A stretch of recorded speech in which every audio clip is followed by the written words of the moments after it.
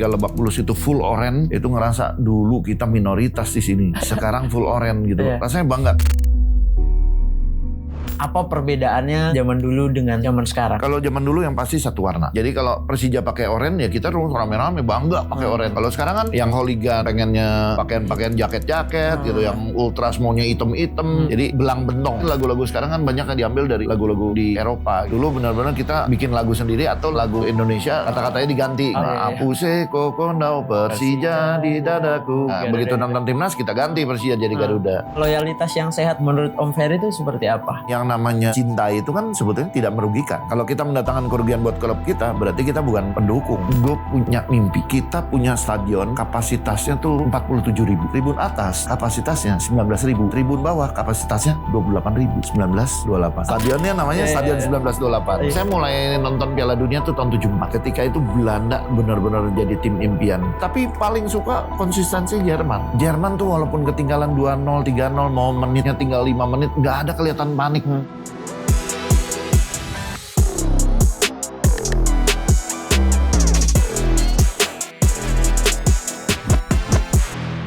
Halo semuanya, masyarakat olahraga, masih di Cerita Olahraga bersama saya Coach Dodit. Hari ini kita ngobrol soal cerita olahraga yang deket banget sama Jakarta, dimana ini kan momennya juga ulang tahun Jakarta ke 499. Kita sudah kehadiran sosok yang mana deket banget sama Persija dan Jackmania, Bung Ferry. Selamat datang Om di studio. Terima kasih sudah mampir. Dari tribun, stadion sampai Piala Dunia kita akan ngebahas di episode ini Om. Tapi sebelum kesana, saya pengen kenal personalnya Bung Ferry dulu. Seringkali orang mengenal Bung Ferry sebagai tokoh supporter, tapi belum tentu tahu Bung Ferry secara utuh nih. Iya. Saya pribadi tahu Bung Ferry itu awalnya kan ngelatih lari sekarang Om. Dan itu ada di Sumantri saya ngelatihnya.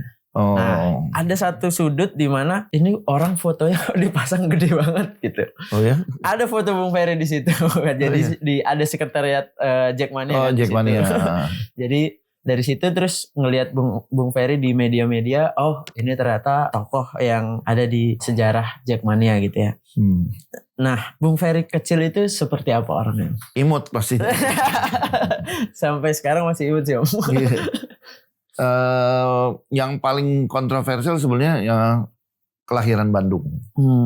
Loh, fakta nih, fun fact nih. Saya tuh lahir di Bandung, tapi sebenarnya berapa kali saya udah jelasin bahwa tahun 1965 itu kan PKI lagi merajalela di Jakarta.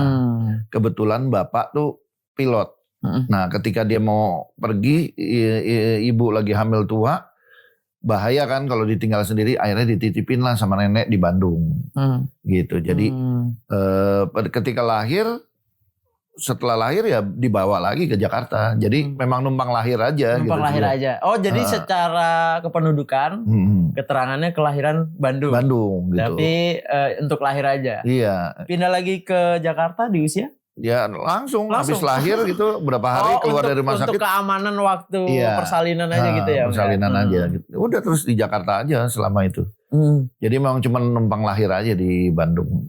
Kalau di Jakarta sendiri berarti dari kecil sekolah, pendidikan semuanya di Jakarta. Iya, pertama tinggal di Sawah Besar. Terus pindah ke Raja Wali. Terus tahun 87 pindah lagi ke Lebak Bulus sampai sekarang. Itu sekolah dari TK, SD, SMP swasta. SMA di SMA Negeri 1 Budi Tomo. Nah, pertama kali akhirnya terpapar untuk nyemplung ke Jackmania atau bola dulu atau Jackmania dulu? Bola dulu. Oh, bola dulu. Bola dulu. Waktu SD itu sering dibawa kakek. Nonton tim nasional pertama. Yang Olimpiade tuh, yang Praolimpik yang kita kalah adu penalti. Nah, situ udah mulai suka banget tuh bola. Nah, ketika tim nasional selesai mau ngelihat persikatan, boleh dibilang kan 9 dari pemain timnas itu dari Persija, jadi otomatis kita nonton Persija gitu loh. Dulu kan ada selain Persikatan ada lagi namanya Soeharto Cup gitu. Soeharto Cup. Jadi memperebutkan Piala Soeharto gitu. Nah ya paling nonton sekali-sekali. Sejenis Piala Presiden gitu. Iya. Ya. Sejenis Piala Presiden. Dulu namanya Soeharto Cup gitu. Sistemnya liga atau knockout? Turnamen. Jadi dibagi 2 grup gitu, terus nanti ada semifinal final gitu. Ya itu rajin nonton sama kakek, diajaknya itu aja gitu. Kecintaan ke Persija tumbuh dari kebiasaan nonton bola bareng kakek ya berarti. Iya. Momen yang paling nempel Bung Ferry selama bertumbuh sebagai penonton bola di Persija itu di momen seperti apa, Om? Ya sebetulnya sih momennya justru bukan waktu masa kecil ya gitu. Karena kalau waktu kecil tuh kita kayak dia ikut kakek gitu ya, senang aja, happy gitu. Tapi belum dari hati gitu ya, Om? Iya, tapi begitu mulai kuliah gitu udah mulai nonton sendiri. Ya mungkin paling berkesan waktu kita ke 2001 yang kita juara, kita kan 8 besarnya di Makassar tuh. Di situ kita nggak nginep di hotel, nggak nginep di mes, nggak nginep di mana-mana, kita nginep di lapangan bola. Lapangan bolanya kita bikin dirin tenda, tendanya itu dibuat dari spanduk-spanduk. Kita 6 hari di Karebosi itu, lapangan Karebosi, ya nenda aja gitu. Gitu. Makan seadanya yang di situ aja gitu. Ada 128 orang waktu itu. Tapi untuk kesananya? Naik kapal laut. Naik kapal laut. Jadi total berapa hari Om untuk nonton partai itu? 2 hari kapal laut, 6 hari di Karebosi, 2 hari lagi pulang. Pulangnya naik kapal lagi? Iya, jadi 10 hari otomatis. Itu usia berapa Om? Udah 30-an. Udah 30-an? Iya, kan 2001 tuh, berarti udah 36. 36. Pada saat itu udah jadi ketua atau masih? Ketua Jakmania. Udah. Iya. Mulai dari umur berapa berarti Om? Jakmania itu kan lahir tahun 97. Dari udah umur 34 tuh udah ngedirin Jakmania bareng Gugun Gondrong dan yang lain-lain gitu. Nah terus selanjutnya Gugun cuman 1 periode. Dulu 1 periode kan 2 tahun. Nah, selanjutnya ngelanjutin Gugun 3 periode gitu. Mulai dari tahun 99 sampai 2005. Itu masa menjabatnya Bung Ferry sebagai ketua. Iya. Umur? Ya dari umur berapa tuh jadinya? Dari 3 ini sampai 2005 tuh udah mau 40 tuh. Tapi ada ketakutan nggak Om? Maksudnya ini kan mengelola supporter yang ya mungkin dari dulu emang udah gede ya, Jakmania gitu. Jadi mengetuai sebuah tim sepak bola sebesar Jakmania di usia segitu gitu. Dulu kan ada kekhawatiran nggak? Atau ya kayaknya gue seneng nih gitu? Atau nggak ada? Nggak ada sih, gini. Persija itu dulu minim supporternya. Pada masa itu? Iya, gue ngerasain ya. Pada saat nonton final lawan Persebaya, seluruh tribun tuh hijau. Merahnya tuh cuman di utara dekat scoring board, di atas. Udah itu aja gitu. Terus nonton lawan mana aja kita selalu minoritas gitu. Nah jadi begitu ada Jakmania, nah ini salah satu wadah yang mudah-mudahan bisa bikin supporter Persija jadi lebih banyak mengajak warga Jakarta, ayo dong ini ada tim lu nih, masa gak didukung gitu. Nah akhirnya makin lama makin besar Jakmania sampai kayak sekarang. Dulu kalau nonton di Senayan ya mayoritas supporter tamu. Kalau sekarang mayoritas asal boleh dibilang 100% Jakmania itu. Jadi Bung Ferry bisa dibilang bagian dari bertumbuhnya Persija dari yang mungkin hanya satu sudut tribun aja sampai akhirnya bisa memenuhi ya hampir seluruh stadion di Jakarta gitu ya. Iya, alhamdulillah. Gitu. Nah di titik mana Om Ferry tuh ngerasa kayak wah udah segede ini ya Jakmania gitu. Om mulai menyadari bahwa Jakmania udah sebesar itu. Dari Om kan ya menjadi saksi juga di mana Persija itu masih kecil, Jakmania itu masih kecil jumlahnya sampai akhirnya Om Ferry itu ngeliat wah ibaratnya ada momen nepuk temen kayak udah segede ini ya Jakmania gitu. Itu di momen kapan Om? Ya yang pertama puas pertama tuh waktu ngelihat Lebak Bulus ya. Ketika Lebak Bulus itu full oren, itu ngerasa dulu kita minoritas di sini. Sekarang full oren gitu. rasanya bangga kayak petani lagi nikmatin panen aja gitu. Terus kedua ya pada saat 2005 yang final kita Liga Copa sama Liga kita final dua-duanya. Yang lawan Persipura. Kalau liganya ketemu Persipura, Kopanya ketemu Arema. Walaupun dua-duanya kalah. Tapi di situ kan kita dominasi. Ortisan Salosa itu ya? Iya, Ortisan masih di Persija waktu itu. Ketemu adiknya Boa Salosa. Final bersejarah itu ya. Iya. Lahirnya Boa Salosa, Ortisan di klub rival. Gitu. Iya. Iya. Wah, perjalanannya panjang sekali ya Om ya. Tapi apa Om yang akhirnya membuat Om Ferry tuh ngerasa gue cinta banget nih sama sepak bola dan menjadi supporter? Gini, dulu kalau kita selain diajak kakek ya, dulu zaman kuliah tuh pernah berangkat sama teman-teman dari kuliah tuh nonton perserikatan atau nonton timnas gitu, terutama perserikatan waktu itu sama teman-teman kuliah gitu. Nah kita kalau nonton tuh kayak apa ya, kalau nonton tuh kayak dibawa ke alam bawah sadar. Begitu selesai pertandingan baru inget, aduh tugas kuliah belum kelar. Kalau dulu kan kos tuh di daerah Serpong sana. Gitu.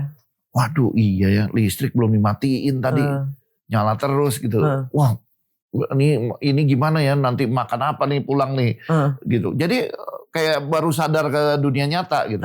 Nah itu makanya sepak bola tuh kayak ngehipnotis kita, benar-benar fokus gitu. Tapi itu kalau ketika kita jadi penonton, itu yang menikmati benar-benar pertandingan gitu. Jadi seluruh experience-nya ya Om ya. Jadi nggak cuma pertandingannya, momen-momen golnya, dan drama-dramanya tuh memang proses masuknya. Kan kalau di bioskop kita enak. Beli tiket udah pasti tempat duduknya ini, duduk juga nyaman. Pandangan gak bakal kealingan. Tapi kalau ini kan kita harus pinter-pinter. Pertama desek-desekan. Ada yang gak punya tiket gitu. Nyelip-nyelip di antara kita gitu kan. Nah ini berebutan tempat duduk gitu kalau di sana. Itu semua bagian dari keseruan ya Om. Iya, keseruannya nonton bola gitu. Kalau Om boleh gambarkan suasana nonton bola zaman dulu, karena anak muda nih sekarang yang mau nonton bola, apa perbedaannya zaman dulu dengan zaman sekarang? Kalau zaman dulu yang pasti satu warna. Jadi kalau Persija pakai oranye ya kita rame-rame bangga pakai oranye gitu. Sama tim kita gitu. Nah, itu kalau sekarang kan yang hooligan pengennya pakaian jaket-jaket gitu, yang ultras maunya hitam-hitam gitu kan. Jadi beda-beda. Ada lagi yang pengen, gue pakai putih-putih aja deh gitu. Jadi belang bentong di stadion. Kalau dulu benar-benar satu warna semua. Yang kedua satu lagu. Kalau dulu kita sebutnya dirijen. Kalau sekarang kan sebutnya kapu. Dirijennya ada dirijen utama di situ. Kalau dia nyanyiin lagu Ayo Macan Kemayoran, yang lain harus ngikut. Jadi seluruh stadion tuh kompak nyanyiin gitu. Dan itu yang membuat pressure ke lawan tuh berasa banget sebetulnya. Beda sama sekarang. Sekarang semua kapo tuh pengen bawain lagu-lagu masing-masing. Apalagi lagu-lagu sekarang kan banyak yang diambil dari lagu-lagu di Eropa gitu, Itali gitu. Kalau dulu kan enggak. Dulu benar-benar kita bikin lagu sendiri atau lagu daerah, lagu Indonesia dijadiin kata-katanya diganti gitu. Oh iya. Ya kan sebenarnya Garuda di dadaku itu kan Apuse. Tadinya kan Persija di dadaku. Apuse kokondau Persija di dadaku gitu. Jadi terus Garuda. Begitu nonton timnas kita ganti Persija jadi Garuda. Saya kan juga nonton beberapa podcastnya Bung Ferry ya, dan Bung Ferry juga cerita musim lalu kan Bung Ferry jadi ini ya, jadi panpel gitu. Itu banyak menyita waktu sampai enggak nulis-nulis lagi. Nah, Bung Ferry kan di situ cerita kalau juga bikin-bikin lagu juga ya. Nah, berarti itu yang hilang dari kebiasaan Bung Ferry dan mungkin akan dilakuin lagi ya. Ada passion yang hilang gitu. Ya, menikmati. Jadi gini, kalau misalnya away itu ya. Kalau away itu lebih senang sendiri. Berangkat sendiri aja gitu. Naik kereta ngeliatin bahwa ternyata di daerah tuh ada yang bertahun-tahun bahkan sampai 10 tahun berikutnya masih kondisi kampungnya seperti itu. Ini sawah, terus ada tanah yang tinggi, kampung, terus ada sedikit makam di situ. Itu nggak berubah sampai 10 tahun berikutnya gitu. Beda sama Jakarta kan. Beda tahun udah berubah lagi penampakannya gitu. Nah di situ tuh selalu muncul inspirasi. Entah nulis, entah bikin lagu. Gitu. Nah, tapi kalau sendiri, kalau rame-rame kan enggak gitu. Iya. Jadi lebih senang sendiri jalan gitu. Tapi kalau Bung Ferry nyiptain lagu kayak gitu lebih ke klubnya atau pemainnya dibikinin Klub. chance sendiri gitu. Klub. Karena kalau di Liga Inggris tuh setiap pemain tuh punya chance-nya sendiri-sendiri. Dulu waktu Lebak Bulus kita bikin tuh. Jadi misalnya ini Ali Sunan dulu tahun Liga Indonesia 5 tahun 2000 gitu ya. Kita bikin Ali Sunan gitu. Terus kalau Nur Alim kan dipimpin Kapten Jabrik sudah pasti yang terbaik gitu. Oh iya. Gitu. Nah itu kita bikin gitu. Tapi belakangan kita nggak ini kayak Budiman gitu. Budiman, ayo Budiman gitu. Tapi belakangan ini memang nggak terlalu ini ya. Mungkin ya Bung Ferry sendiri nggak bikin, tapi anak-anak yang ini ada yang bikin kayak Ramdhani dibikinin, Andri Tani dibikinin. Gitu. Cuman perbedaannya gini, kalau dulu kan pemain tuh rata-rata lama di satu klub. Kalau sekarang kan sebentar-sebentar, baru 1 tahun 2 tahun udah hilang. Saya mau bahas itu juga. Jadi nggak terlalu melekat di hati sehingga anak-anak jarang bikin lagu. Kalau dipikir-pikir iya juga sih, belakangan ini nggak ada yang pemain yang punya identitas lekat sama klub yang kayak mungkin kalau ya ini Ismet Sofyan gitu. Kalau di era saya ya, nama-nama seperti Ismet Sofyan kan Persija banget gitu. Bambang Pamungkas dan masih banyak lainnya. Ya. Ngomongin soal supporter nih Bung, menurut Bung kenapa klub bola tuh buat sebagian orang udah kayak agama yang seakan-akan ada pantangan buat ganti klub favorit gitu? Iya. Ya wajar lah kan gini. Orang udah menyatakan cinta sama satu klub ya dia harusnya loyal dong gitu. Kalau dia nggak loyal ya berarti selingkuh dong. Gitu. Kasarnya gitu kan. Ya kenapa pindah-pindah gitu. Orang banyak yang gue waktu itu gini. Semua tim Jakarta gue dukung. Mau Pelita Jaya, mau Persitara, mau Persija Timur, Persija, terus ada Jayakarta, Indonesia Muda banyak dulu. Hampir semuanya didukung. Karena apa? Karena ngerasa kok di Jakarta mainnya tapi supporter lawan lebih banyak gitu. Jadi itu sentimen itu yang saya akhirnya kebangun di dalam diri saya. Nah, terus belakangan baru orang pemain-pemain di Persija bilang kita satu atap tapi biar gimana beda kamar gitu. Jadi harusnya yang namanya sepak bola ya harus memilih gitu. Ya mulai di situ ya ini yang dari kecil ya Persija gitu ya. Udah Persija akhirnya. Kebetulan Pelita pindah-pindah lagi. Pelita kan terus pindah ke Solo, ke Kerawang, kemana-mana ke Cilegon, akhirnya bubar malah.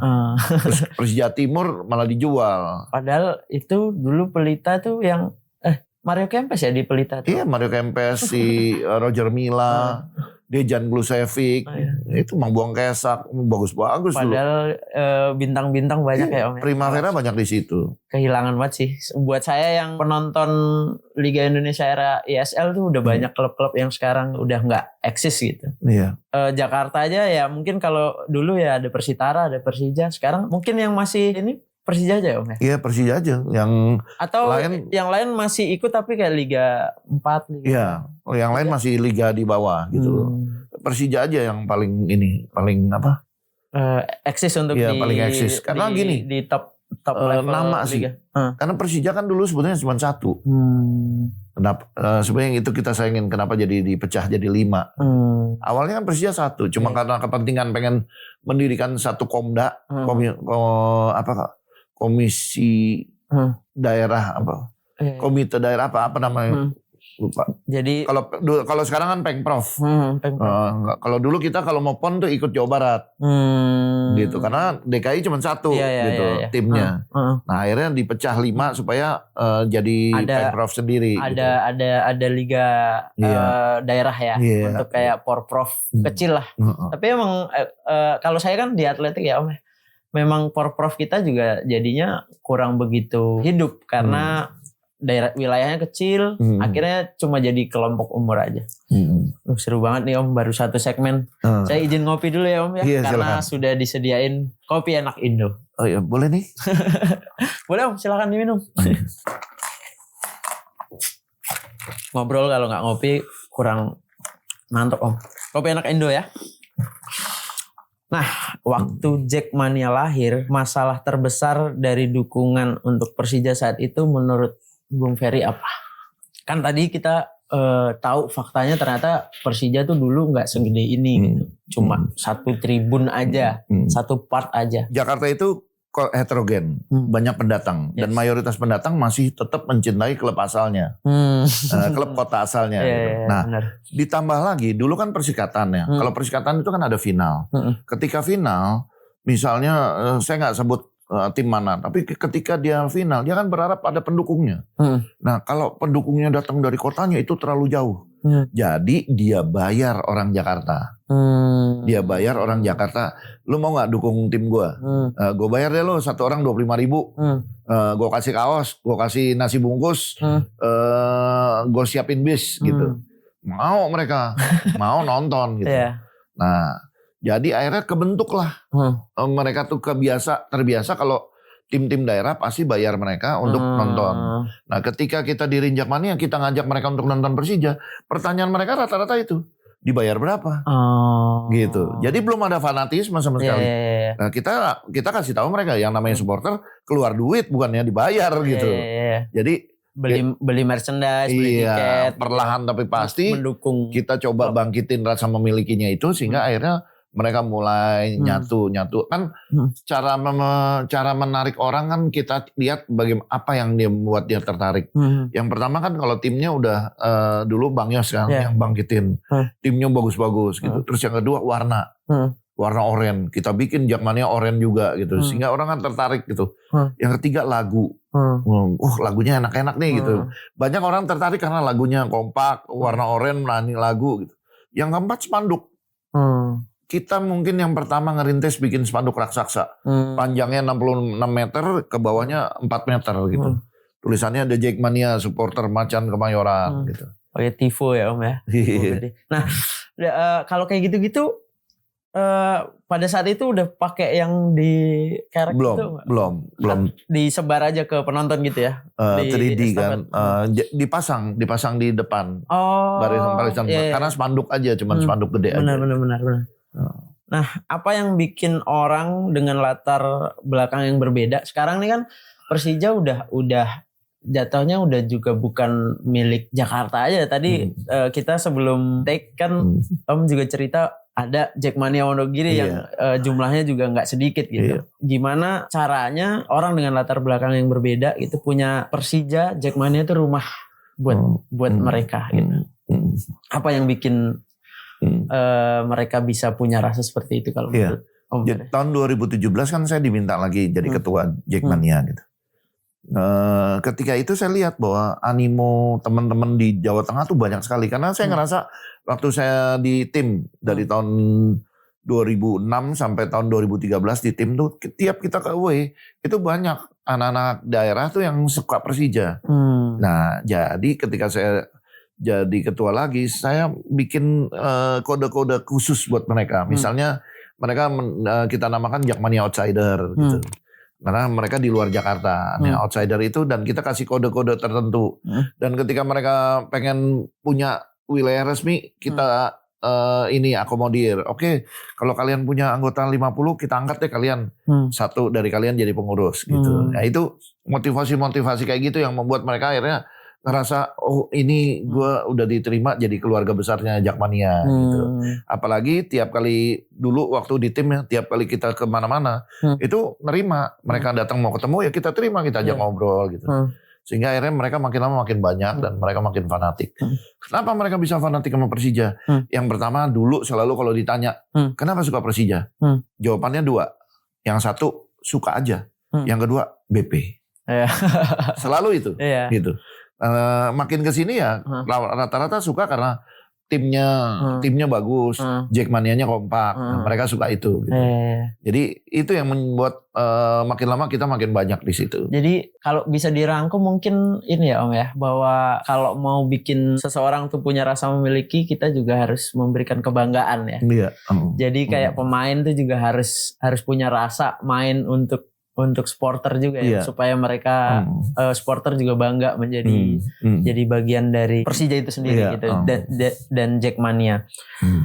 Tadi sebelum kita take juga saya tertarik dengan ungkapan Bung Ferry itu karena Bung Ferry ini kan lumayan rajin main ke dimanapun Persija itu Jackmania itu ada.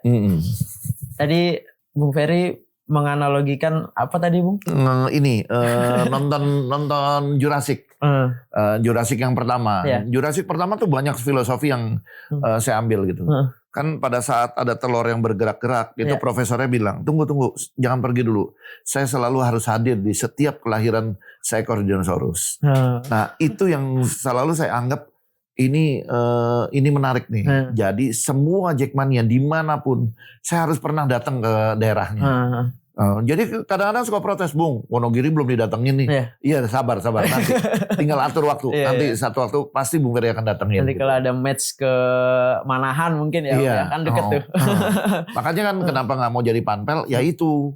Kalau jadi panpel, kita nonton nih ya kita harus langsung pulang. Karena persiapan pertandingan di Jakarta. Tapi kalau nggak jadi panpel kan kita bisa jalan-jalan. Kita bisa ke Wonogiri, kemana-mana. Dan itu salah satu engagement yang harusnya dibina oleh klub kepada supporternya kan. Betul. Gitu. Jadi itu tetap part dari menjalankan klub tapi ada bidang gitu ya. Dan Om Ferry sendiri lebih suka di bagian-bagian seperti itu. Iya, membina hubungan sama semua karena ini keluarga besar, ini anak-anak kita. Ya masa kita nggak pernah datang ke tempatnya, nanya kenapa mereka suka Persija gitu kan. Rata-rata mereka gini ya, mereka suka Persija juga karena pertama mereka pernah kerja di Jakarta, atau mereka punya saudara di Jakarta, atau orang yang kerja di Jakarta balik lagi ke daerah mereka dan itu saudara mereka. Ya itu kaitan-kaitan itu yang membuat mereka akhirnya suka. Gitu. Loyalitas itu akhirnya kan terbangun ya, Bung Ferry. Tapi loyalitas itu juga baiknya harus loyalitas yang sehat gitu. Nah, loyalitas yang sehat menurut Om Ferry itu seperti apa? Ya, pokoknya gini, yang namanya cinta itu kan sebetulnya tidak merugikan. Cinta itu tidak memberikan satu keburukan buat orang yang kita cinta. Demikian juga klub. Kita tidak mendatangkan kerugian buat klub kita. Kalau kita mendatangkan kerugian buat klub kita, berarti kita bukan pendukung. Kita bukan orang yang memang mau membangun bareng-bareng dengan klubnya untuk sama-sama supaya klubnya jadi maju. Gitu. Nah itu sebetulnya yang paling utama. Gitu. Jadi tidak merugikan. Cinta itu selalu mendatangkan hal yang positif, bukan hal yang negatif. Mungkin bentuknya bisa kayak ya datang ke stadion, jaga ketertiban, mendukung dengan sepenuh hati, beli merchandise official yang memang itu bisa jadi roda penggerak klubnya gitu. Karena dana klub itu salah satunya juga dari merchandise official gitu. Karena gini kan, kalau zaman dulu ya itu kan boleh menggunakan dana APBD. Kalau sekarang kan nggak boleh gitu. Ketika dana APBD nggak boleh, berarti klub kalau mau hidup dari mana? Dari sponsor, dari tiket, dari merchandise, gitu kan ada 5 sih sebetulnya, TV right, sponsor, merchandise, tiket, sama penjualan pemain sebetulnya. Belakangan di zaman sekarang ada lagi yang ke-6 yaitu media sosial, Instagram, YouTube itu bisa mendatangkan. Tapi kan itu belum terbina, belum tertata dengan rapi sehingga belum sebanyak kalau artis-artis kita yang main jadi YouTuber gitu, belum sebesar itu gitu.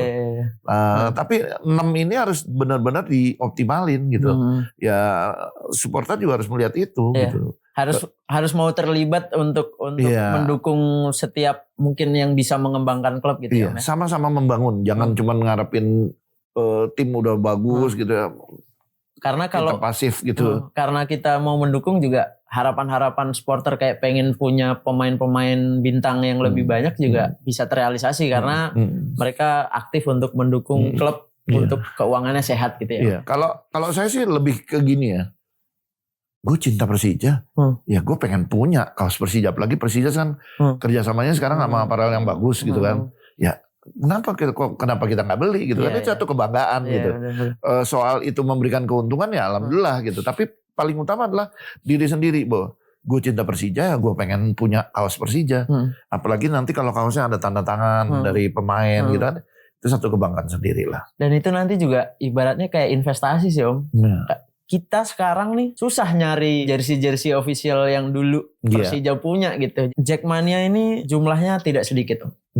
Jadi sangat masif, sangat besar di Indonesia. Apa yang paling sulit untuk mengelola orang sebanyak ini gitu? Yang tadi itu masing-masing punya kemauan, masing-masing punya. Gini, kalau dulu media sosial belum merajalela, kita cukup melakukan briefing tiap Selasa Jumat. Perwakilan-perwakilan dari tiap wilayah datang di Menteng, kita briefing bagaimana kebijakan kita, bagaimana sikap kita gitu. Dan ketika mereka pulang, mereka ngasih tahu ke anggota masing-masing. Tapi makin lama makin besar kan anggotanya. Jadi nggak cukup hanya dengan itu, harus ada punya media sosial juga gitu. Nah, cuma sayangnya belakangan ini media sosial lebih dominan dibandingkan pertemuan langsung.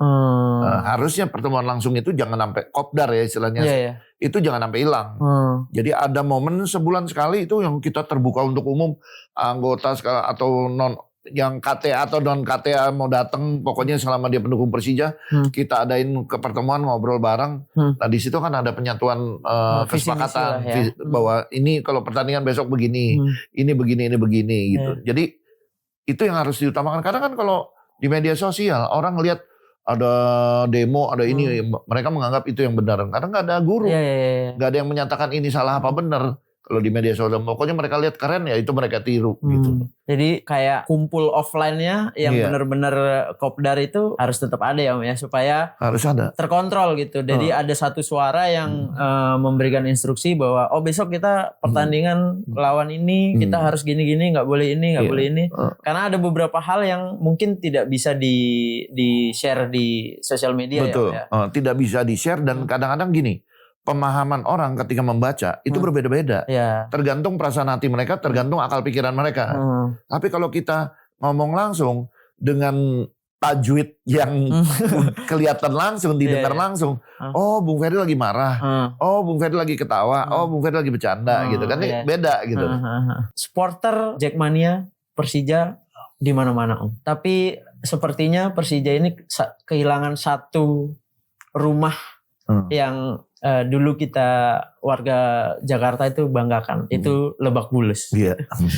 Apa yang hilang ketika stadion itu nggak ada sekarang? Karena ketika partai home, kalau supporter punya rumah yang memang sudah tetap gitu, pasti kalau mau bikin koreo juga bisa disiapin, mau match home tuh bisa kopdar-kopdar dulu di stadion itu, yang mana nanti itu bisa membuat atmosfer pertandingan tuh kita bisa kontrol juga sebagai supporter kan. Pemain ke-12 ini juga penting gitu untuk ngasih pressure ke lawan gitu. Gimana Om?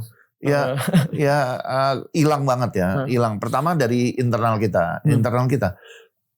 Orang kan kalau misalnya mau tanding udah pasti Lebak Bulus. Jadi pasti nyiapin bisnya, nawar bisnya. Ini kita mau ke Lebak Bulus tanggal sekian. Terus ukuran-ukuran spanduknya disesuaikan dengan stadion di Lebak Bulus gitu. Belakang gawang tuh panjangnya cuma 66 meter. Itu sebabnya dibikin spanduk yang 60 meter. Nutup semua belakang gawang. Kenapa bisa 4 meter? Karena dari tribun atas sampai ke tanah itu 4 meter gitu. Itu dibentuklah spanduk itu. Jadi kita udah apal gitu. Dan anak-anak tuh udah terbiasa. Oh kalau ke Lebak Bulus gue mau nonton di sebelah utara. Oh kalau ke Lebak Bulus gue nonton di sebelah selatan gitu. Terjadi juga di Senayan. Gitu. Tapi ketika itu pindah-pindah, orang ini main di mana ya? Ini main di mana? Juga secara psikologis buat pemain juga gitu. Ini nanti main di mana, Bung? Ya karena itu kita kesulitan stadion dan kesulitan perizinan gitu. Polisi kan ini ya parno. Karena sebetulnya harusnya polisi bekerja ya.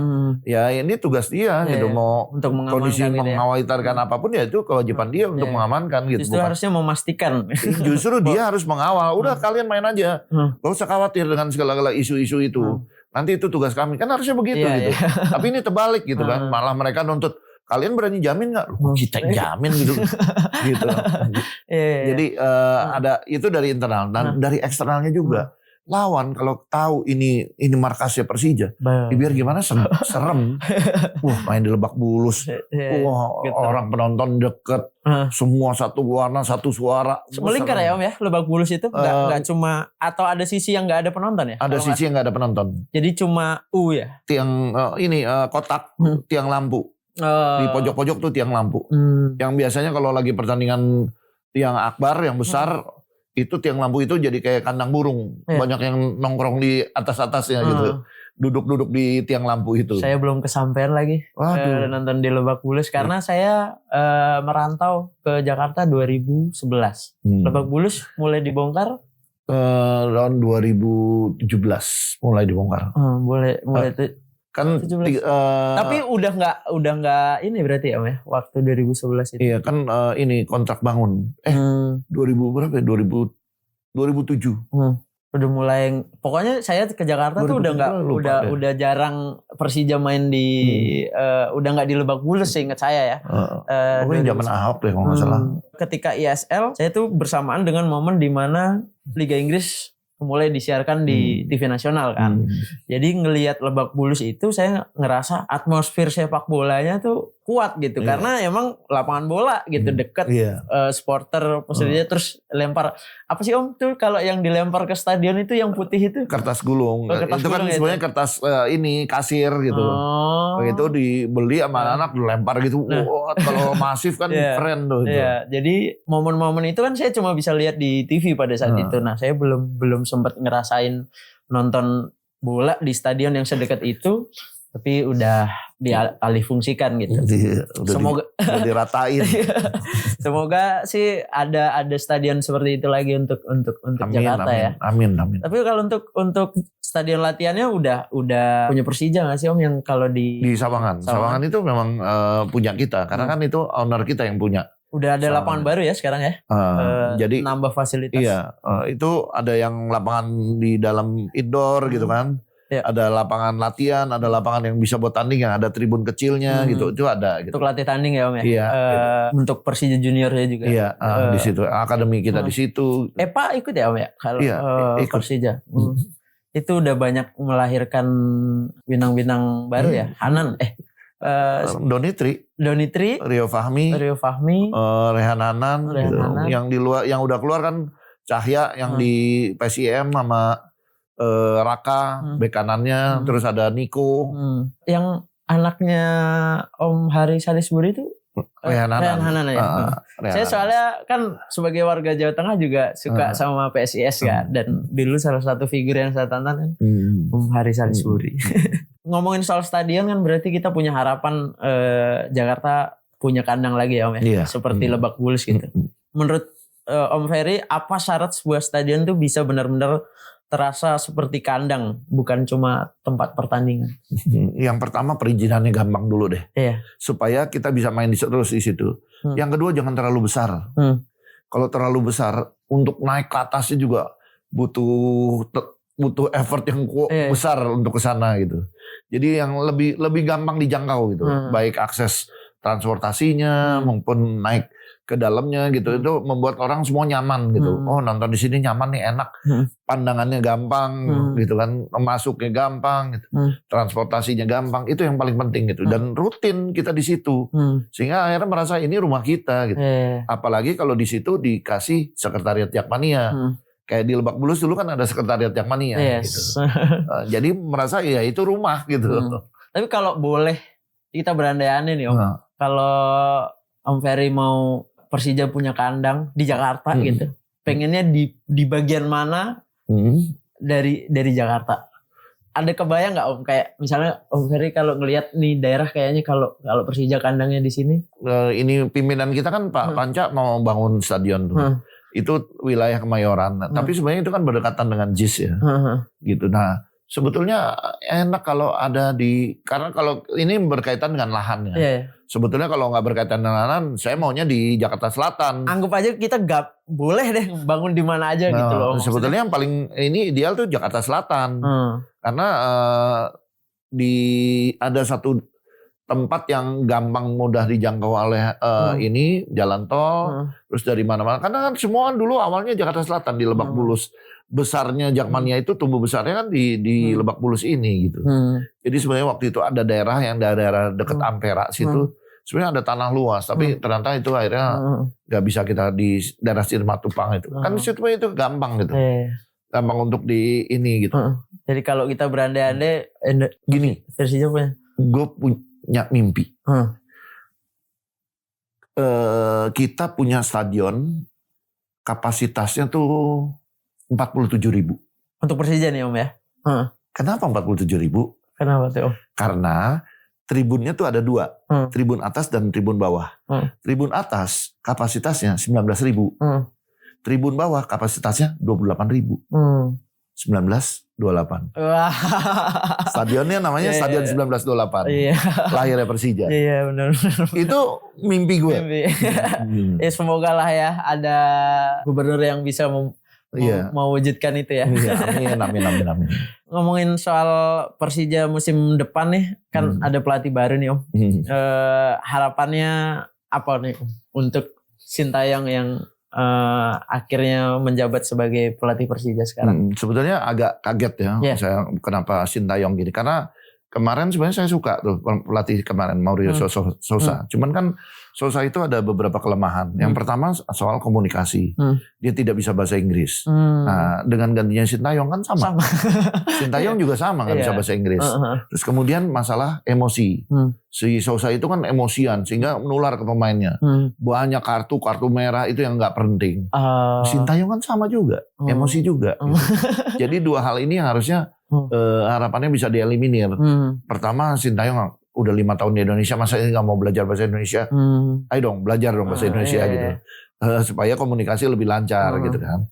Nah yang ketiga ini masalah strategi pemain, strategi pelatih gitu. Jadi 6 juara terakhir Liga Indonesia itu semuanya mainnya lebih banyak ke serangan balik.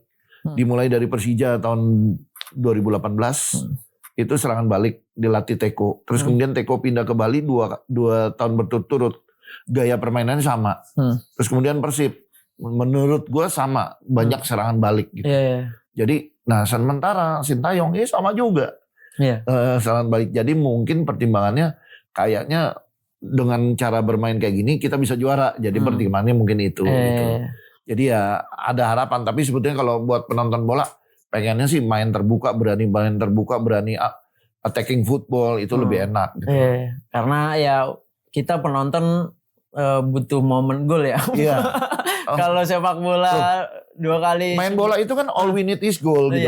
Yang kita butuhkan ya all we need is goal gitu. Ya gol tujuannya adalah membuat gol gitu. Benar. Kita jump in ke Piala Dunia ya Om ya. Ini kan edisi terbesar nih. 2026 ini formatnya baru. 48 negara. Di fase grupnya juga jadi lebih banyak. 12 ya. Iya 12. Terus yang lolos pun juga jadi banyak Om. Iya juara runner up 24. Ditambah 8 urutan 3 terbaik gitu. Iya jadi 32. Prosesnya lebih panjang. Butuh stamina yang lebih ini. Tapi nonton gak Om di Gak semua nonton lah. Kalau malam gitu kan agak susah nonton sebentar karena jaga kondisi buat besok kerja kan. Iya. Gitu. Terakhir ngikutin banget Piala Dunia Om. Masih yang kayak nonton terus gitu. Mungkin 98 kali ya. 98 Om. 98. Itu 4 tahun sebelumnya di Amerika juga kan Om. Iya. 94 kan di Amerika ini kan balik lagi ke Amerika dan Meksiko. Iya. Kan. 98 tuh juaranya Prancis. Prancis. Oh iya Prancis era Zidane, Thierry Henry udah main ya? Zidane ada Emmanuel Petit. Iya. Itu ngikutin semua Om. Iya. Setelah itu udah mulai tapi highlight gitu nonton Om. Highlight nonton berita di sosial apalagi media. kalau sekarang kan zaman sekarang bisa ngeliat di YouTube kan. Highlight-highlightnya langsung intinya aja Om ya.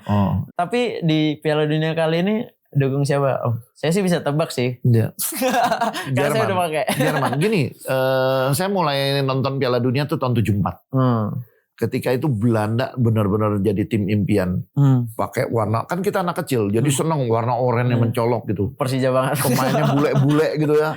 Terus ngelihat Johan Cruyff, Johan Nesken, Ruud Krol, Johnny Rep segala itu kok kayaknya main bolanya enak banget ngelihat gitu. Tapi di tahun 78 ketika masih coba mendukung Belanda, cuman kan Johan Cruyff udah gak mau main di situ. Tahu-tahu ngelihat Jerman. Jerman tuh ada Rainer Bonhoff, ada Hansi Müller gitu. Kok anak-anak muda yang kelihatannya asik banget gitu. Mulai itu suka Jerman tahun 78. Tahun 82 masih pindah lagi. Itu tim impian sampai sekarang. Sampai sekarang menurut saya belum ada tim yang bisa ngalahin Brazil tahun 82 itu. Itu ada Zico, ada Eder, ada Josimar, Socrates, itu luar biasa permainannya. Falcao. Falcao tuh kalau lagi nyerang bisa paling depan, kalau lagi bertahan bisa paling belakang gitu. Itu luar biasa gitu. Brazil 82 lebih baik daripada Belanda 74 kalau menurut saya gitu. Tapi Belanda di era semewah itu enggak juara kan? Belum pernah kan? Belum pernah juara. Belum pernah juara dengan skuad semewah itu. Iya, Belanda juara tahun 88 Piala Eropa. Nah, itu Ruud Gullit, Rijkaard sama Van Basten gitu. Jadi pindah-pindah, tapi paling suka konsistensi Jerman. Gitu. Kenapa tuh Om alasannya Om? Jerman tuh walaupun ketinggalan 2-0, 3-0, mau menitnya tinggal 5 menit, nggak ada kelihatan panik.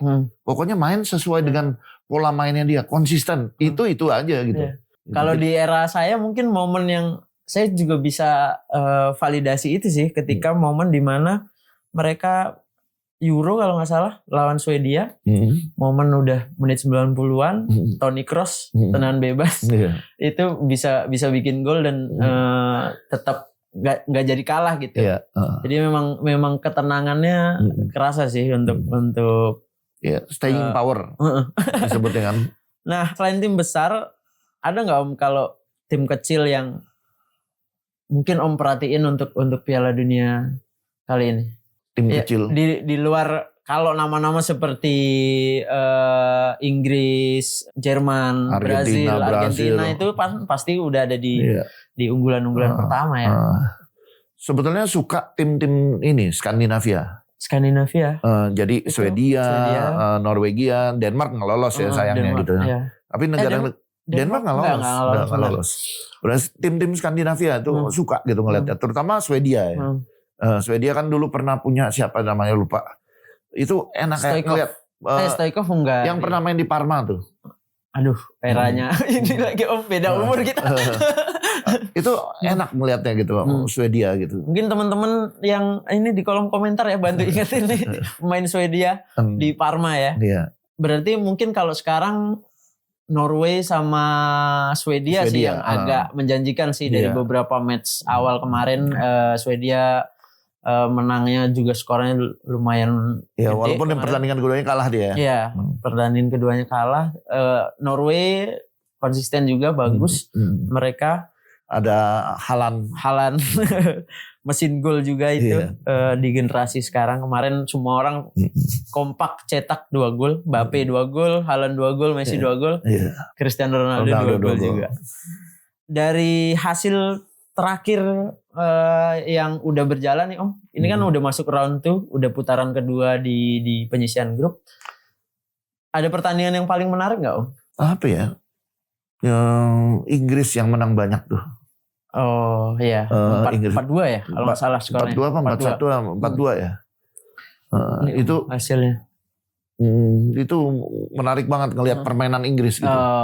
Jarang ya. Agresif banget gitu. Tapi plot twistnya tahan imbang. 0-0 sama Ghana. Gitu. Tapi tim Afrika tuh juga sama sih Om, selalu punya cara untuk menyulitkan unggulan-unggulan Eropa dan gini, dari sejarah Piala Dunia yang saya ikutin, ada 2 negara yang kalau kita bertanding, kalau ada selakukan pertandingan di sana itu selalu banyak kejutan. Meksiko dan Amerika. Meksiko 86 kan ada tangan Tuhan lah, selalu ada drama-drama gitu. Kalau di Piala di Amerika 94 itu kan ingat kan Maradona scores kena doping gitu kan. Nah itu selalu ada drama-drama. Bagaimana George Hagi dari Rumania tiba-tiba muncul. Terus ada Hristo Stoichkov dari Bulgaria muncul gitu kan. Tapi tetap juaranya nggak jauh dari negara-negara itu aja gitu.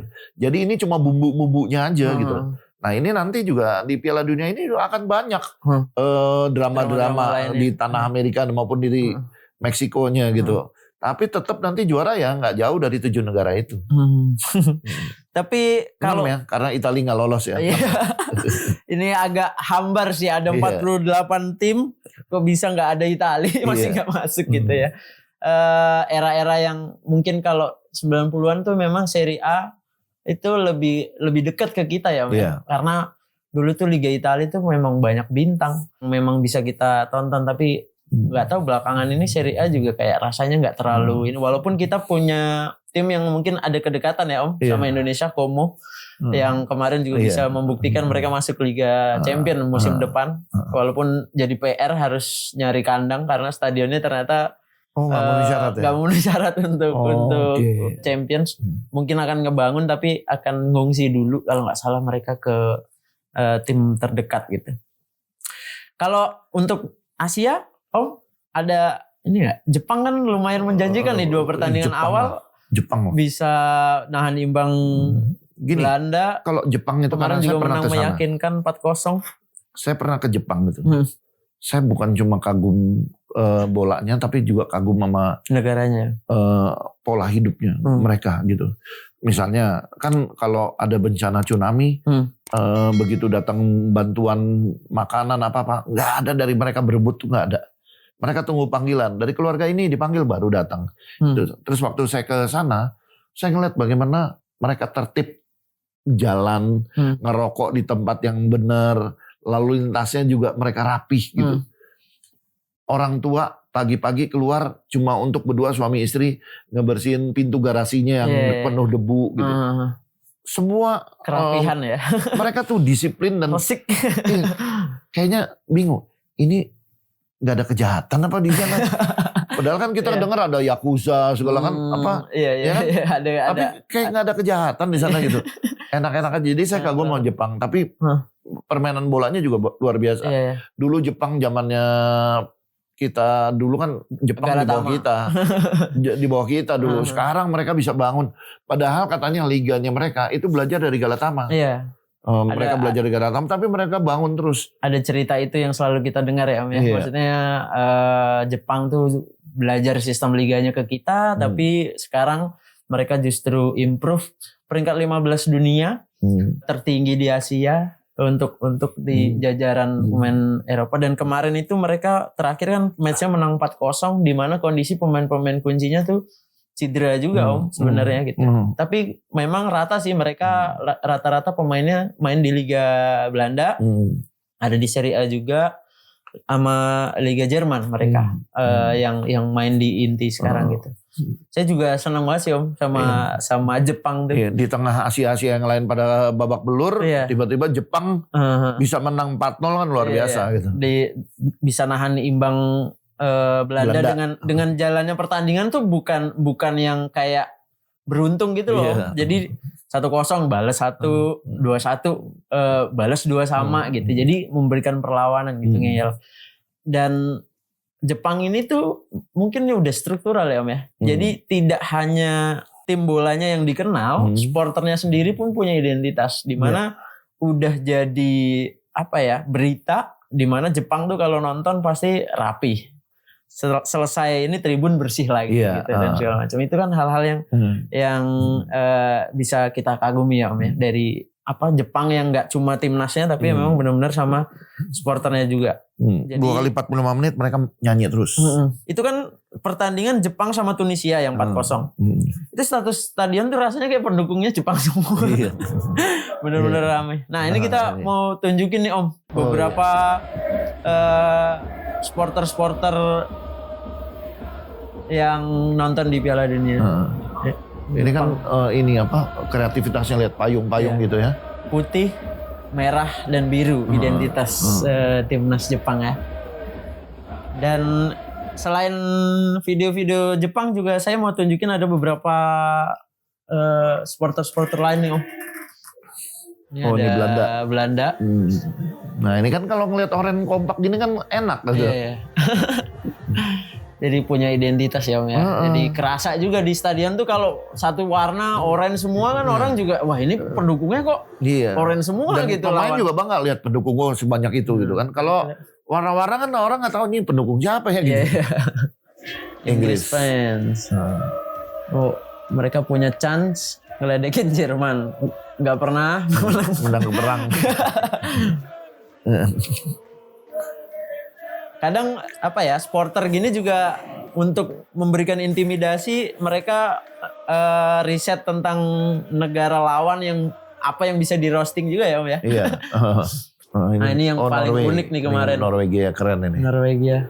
Viking. Kayak ini Viking kan dia kapal tuh dia memang ngedayung kan.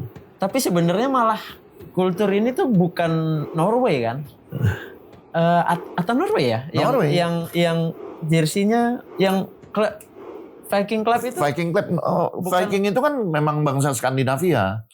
Islandia, Norwegia, Swedia, Denmark itu Viking semua tuh. Oh iya, tapi kayaknya kan pertama momen itu di Euro kalau nggak Iceland ya, yang Viking Club itu kalau nggak salah. Baru kalau Norway kan gerakannya dayung. Iya. Kalau Iceland yang Viking Club itu, kalau nggak salah ya, teman-teman koreksi ya. Iya. Ini kenapa selalu ya kalau Afrika tuh klinik juga. Kayak main dukun-dukunan. Ghana ya? Ghana. Tapi ya inilah yang membuat sepak bola Piala Dunia tuh unik ya Om. Lebih berwarna. Ada kultur-kultur yang dibawa yang membuat kita tuh mengenal sebuah daerah tuh nggak hanya sepak bolanya tapi Afrika Selatan kita tiba-tiba dikenalin Vuvuzela. Vuvuzela. Ya. Lain lagi Om itu. Ya Vuvuzela itu kita kenal di momen Piala Dunia 2010 kan. Afrika Selatan. Afrika Selatan.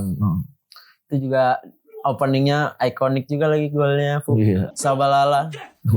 Ini fun fact Om yang lagi happening di sosial media bahwa ada kan karena di Amerika ada perbedaan yang kerasa gitu antara penonton sepak bola Inggris dan juga sepak bola Amerika. Lebih fun gitu kalau Amerika tuh. Nah sebenarnya gini ya, kadang-kadang cara mendukung itu menjadi masalah. Sebetulnya bebas-bebas aja gitu. Orang cara mendukung kayak gimana. Dulu kita ngikut Amerika Latin kan pakai gerakan tangan kompak semua. Gitu. Itu kan bikin merinding gitu kan. Tiba-tiba sekarang eranya ultras gitu kan. Ultras tuh kan pakai item-item gitu kan. Ya sangar monggo gitu ya. Masing-masing. Jadi kalau Amerika punya gaya seperti ini ya silakan aja. Mungkin satu waktu nanti banyak yang ngikutin akhirnya jadi hal yang biasa juga. Karena biasanya orang tuh selalu mencari sesuatu yang baru, sesuatu yang unik dan being different gitu. Iya. Tapi karena memang Amerika ini selalu pengen beda Om. Kan karena di saat semua orang nyebutnya football, Amerika kan soccer. Jadi selalu berbeda mereka hadir dengan warna yang berbeda. Emang iya sih memang lebih fun gitu kalau Amerika tuh karena emang mereka kan dunia hiburannya lebih hidup kan. Maksudnya Hollywood dan segala macam. Jadi mungkin itu juga berpengaruh ke karakteristik supporternya yang memang lebih fun gitu. Itu tadi Om video-video yang menarik lah, fun fact Om untuk episode kali ini. Ini saya mau nanya soal apa yang terjadi ketika support nih Om, karena ada nyanyi. Sepak bola itu nggak lepas dari momentum juga kan Om. Kadang di mana 30 menit pertama dikurung, tiba-tiba dapat momen serangan balik, terjadilah gol dan segala macam. Nah, ada sosok yang mengatur nggak sih Om untuk membuat momentum itu juga bisa dimanfaatin sama supporter sehingga itu bisa jadi ketika pemain itu juga merasa ini momentumnya didukung sama wah ini waktunya gue butuh semangat, supporter juga lagi kenceng-kencengnya kan merinding juga Om. Itu yang sebetulnya hilang di era sekarang.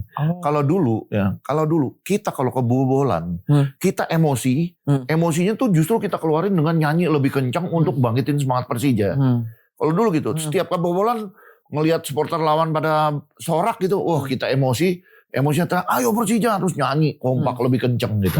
Itu satu. Terus kedua, kita selalu bikin gerakan-gerakan yang membuat pemain kita termotivasi atau pemain lawan jadi nggak enak, nggak nyaman gitu. Misalnya kalau kita tendangan penjuru kita rame-rame, puluhan ribu orang kalau teriak gitu kan, itu kayak satu gong yang lagi dinanti-nanti nih. Jadi tendangan penjuru harus ini nih jadi gol nih, atau tendangan bebas harus jadi gol, bola mati harus jadi gol. Kebalikan kalau misalnya lawan lagi mau nendang, kita teriak, misalnya penalti di belakang gawang, kita yang di belakang gawang kan kiper kita kan nggak akan ngelihat kita, tapi lawan yang berhadapan dengan kita kan, jadi kita bikin goyang aja gitu, goyangan ketika media di depan goyangan dia juga konsentrasinya nggak ini, atau kita nyanyi. tidak mungkin. Gitu.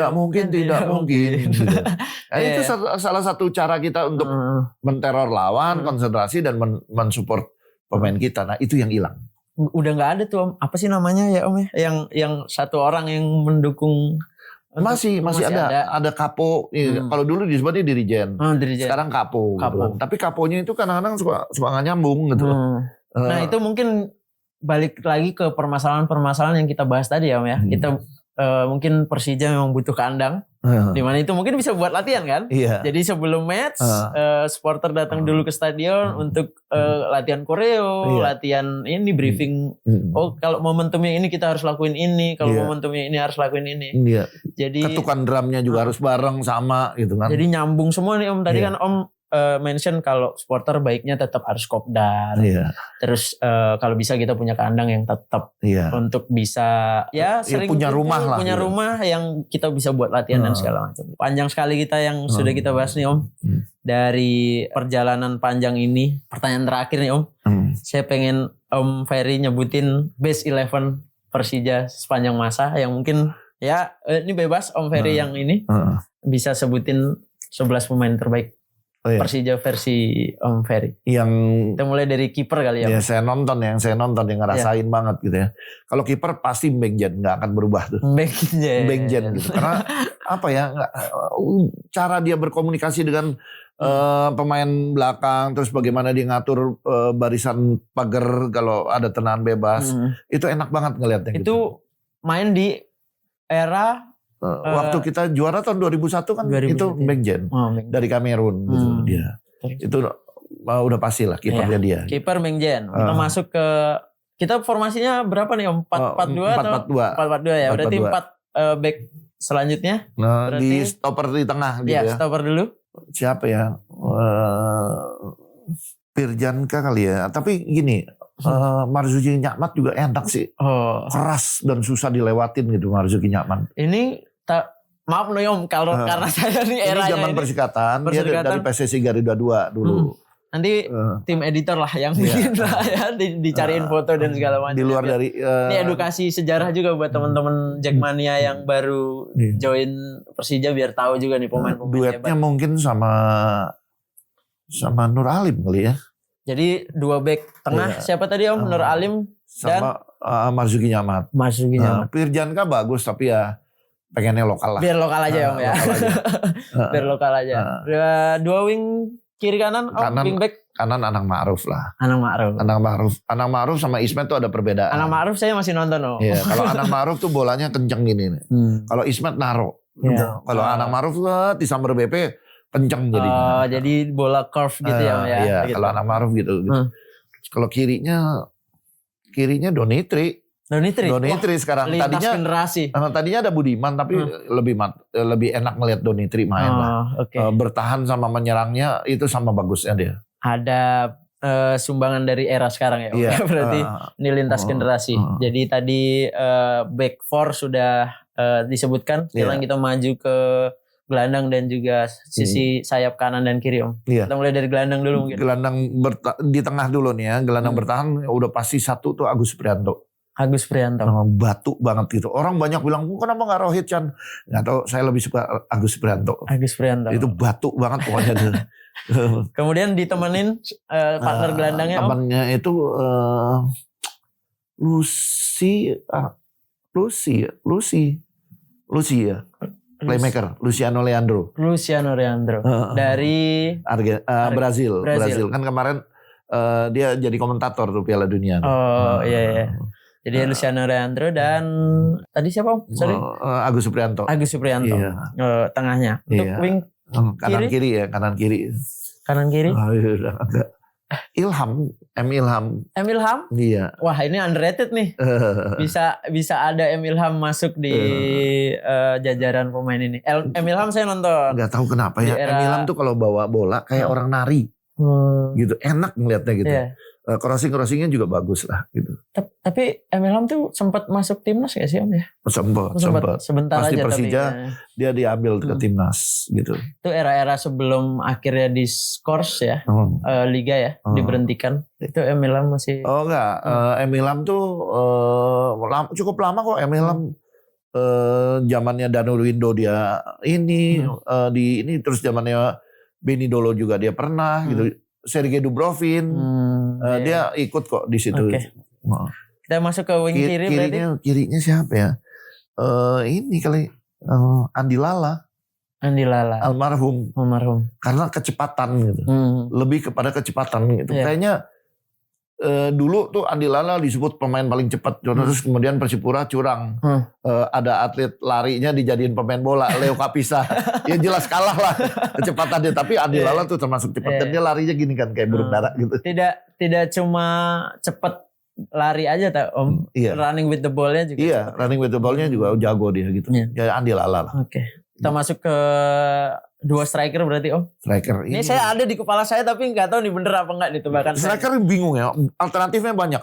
Ada BP, ada Poras, ada Roger Batum, ada Paco Kemone, ada Risdianto. Aduh. Milihnya banyak. Bingung ini. Tapi kalau ada boleh, Simic. Kalau boleh 2 nih Om. Nanti saya kasih ekstra deh Om untuk super sub. Ini kita 2 dulu nih untuk yang 2 di lapangan nih. Tapi 2 nama itu ada di kepala saya tadi Om. Karena kemarin juga mereka habis reunian ketemu kan. Poras sama BP. Iya. Ya kan ada saya di situ.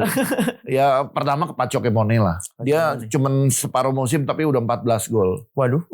14 gol. Terus musim berikutnya diambil sama PSIS Semarang gitu. Paco Kemone lah nomor 1. Gitu. Nomor 1. Yang satu lagi siapa di lapangan? Nah itu antara nama-nama itu Roger Batum coret dulu deh. Yeah. Tinggal persaingan itu. Kalau Poras karakternya sama mungkin Bambang Pamungkas duetnya. Duetnya Bambang Pamungkas. Yeah. Karena yang lain karakternya hampir sama. Simic, Poras itu karakternya hampir sama semua. Gitu. Risdianto gitu. Biar lokal yang unik ya Om ya. Nah? Mas BP berarti untuk duetnya. Jadi, karena BP nggak cuma dia pasti pertama tinggi. Nah, Paco Kemone kan nggak terlalu banyak bola sundul. Pertama tinggi, terus kedua dia pressing. Kalau nendang tuh nggak banyak main power tapi dia pressing gitu. Kalau Kemone kan wah kencang samber sana samber sini. Fisik gitu. Kalau Mas BP memanfaatkan momentum dan ini ya. Jadi lengkap variasi serangan juga jadi bisa lebih ini ya. Jadi itu tadi base 11. Mungkin kalau saya kasih ekstra 3 pemain cadangan Om. Ya pertama pengen Risdianto ya. Risdianto karena bola-bola sambernya ambil masuk-masuknya tuh. Dia di timnas juga bagus gitu. Terus kalau gelandangnya tuh siapa ya? Aduh bingung. Sofyan Hadi kali ya. Sofyan Hadi karena dia sebagai kapten dia ngatur serangan juga dan dia kalau di waktu Persija dilatih Marek Yonata tuh sering diajak diskusi untuk mengatur strategi gimana itu termasuk. Jadi bisa jadi abang-abangan ruang ganti. Iya. Jadi tetap mengontrol walaupun di bench dan bisa jadi kartu yang bisa dikeluarin di tengah pertandingan. Iya. Bisa jadi sosok buat di ruang ganti gitu mungkin. Satu lagi Om? Back belakang itu Pirjanka. Wah dia kuat banget sih Persija kalau seperti ini. Pelatihnya Om, biar lengkap nih. Aduh pelatihnya. Jadi 11 pemain hebat, 3 pemain cadangan, pelatih yang bisa mengontrol semua bintang ini kira-kira. Iya. Kalau kita bisa berandai-andai. Cambon kali ya. Cambon. Yang bawa 5 Argentina, yang bawa Poras CS itu. Cambon gitu. Karena waktu dia yang latih kita mainnya tuh menyerang banget gitu. Enak banget ngeliatnya. Walaupun pernah Kolev ya, tapi Kolev itu kan yang bikin kita 3-6-1 gitu. Pertama di Indonesia gitu. Cuman kan keburu diambil timnas. Jadi gak bisa bawa kita juara gitu. Deket ya pelatih Persija sama pelatih timnas tuh. Iya. Di era itu. Selalu. Jadi pelatih Persija kalau tarik timnas. Atau sebaliknya. Habis timnas megang Benny Dolo ya. Gitu ya. Wah menarik sekali Om. Karena saya pribadi suka banget sama sejarah. Dan sejarah sepak bola Indonesia kan selalu terdengar menarik gitu. Dan ketika saya tidak hidup di zaman itu. Jadi kadang kalau dengerin tuh senang banget nih Om.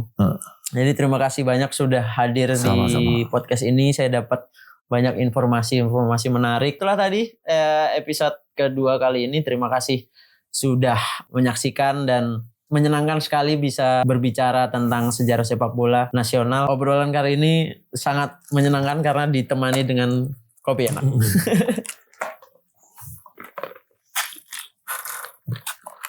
Terima kasih. Sampai ketemu di cerita olahraga berikutnya.